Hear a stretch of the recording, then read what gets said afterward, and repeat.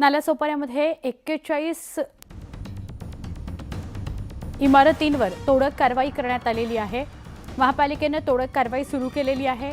Dumping आणि मलनिस्सारणाच्या जागेवर अनधिकृतपणे 41 इमारती उभारण्यात आलेल्या होत्या।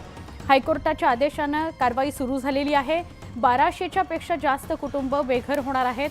पोलिसांनी संपूर्ण परिसरात मनाई आदेश लागू केलेले आहेत। ही जी दृश्यांमध्ये दिसतात अशी 41 इमारती आहेत ज्या अनधिकृतपणे उभ्या केल्या गेलेल्या आहेत।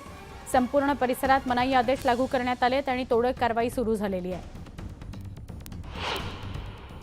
वसई विरार महानगरपालिकेच्या हद्दीतील नालासोपारा पूर्वेमधील वसंत नगरीमध्ये ज्या ठिकाणी सर्वे नंबर 22 ते 34 आणि सर्वे नंबर 83 या ठिकाणी मोठ्या प्रमाणामध्ये अनधिकृत बांधकामं झालेली आहेत। 41 इमारती या ठिकाणी उभ्या राहिलेल्या आहेत। हे पूर्वीचंच काळातलं काम आहे। माननीय न्यायालयानं या इमारती जमीनदोस्त करण्याबाबत किंवा निष्कासित करण्याबाबत आदेश दिलेले आहेत। त्या आदेशाला अनुसरून या ठिकाणी आजपासून ही कारवाई या ठिकाणी आपण सुरू केलेली आहे। मालेगावातील तब्बल 100 बेड्स असणारे सामान्य रुग्णालय तिथं औषधांचा तुटवडा निर्माण झालाय। रुग्णालयाची लिफ्ट देखील बंद आहे। या सगळ्या समस्यांमुळे त्याचा फटका सगळ्या गोरगरीब गरजू सर्वसामान्य रुग्णांना बसतोय।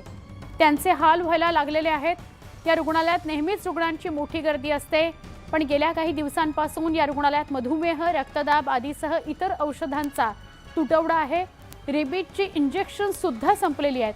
त्यामुळे एका प्रकारे रुग्णांची हेळसांडच होते। गंभीर जखमी, वयोवृद्ध, प्रसूतीसाठी येणाऱ्या महिलांचे लिफ्ट नसल्यामुळे हाल होत आहेत। त्यांना उचलून वरच्या मजल्यावर नेण्याची वेळ नातेवाईकांवर येते।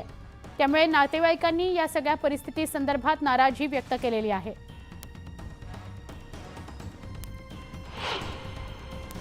निश्चितच काही औषधांचा तुटवडा आहे। उदाहरणार्थ एनसीडीचे मेडिसिन म्हणजे शुगर, बीपी यासाठी लागणाऱ्या गोळ्या या औषधांची थोडी कमतरता आहे। व रेबीपूर म्हणजे जेव्हा कुत्रा चावतो त्यासाठी आपण लस देतो, त्याचा पण शॉर्टेज आहे।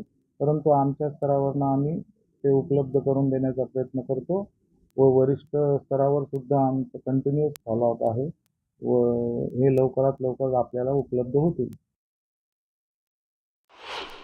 हे पायामध्ये फ्रॅक्चर आहेत। आता इथं आलो तर लिफ्ट बंद आहे। आता वरती घेऊन आलो तर ते खाली त्यांनी पहिले काय सांगितलं, वरती घेऊन जा पेशंटला। वरती घेऊन आलो बोलले आता काही एक्सरे काढायचे म्हणे, ECG करायची, पण मशीनवर अवेलेबल नाही। परत आता खाली घेऊन जायचं। ही अशी झगजमारी कवर करायची आम्ही।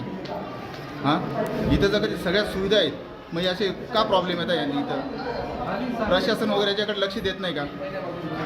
1 महिन्यापासून ही लिफ्ट बंद आहे। याच्या अगोदर मी एक पेशंट घेऊन गेलो गेल्या आठवड्यात, तेव्हा तोच प्रॉब्लेम, आता असा प्रॉब्लेम। आता पेशंटची परिस्थिती बघा कशी आहे।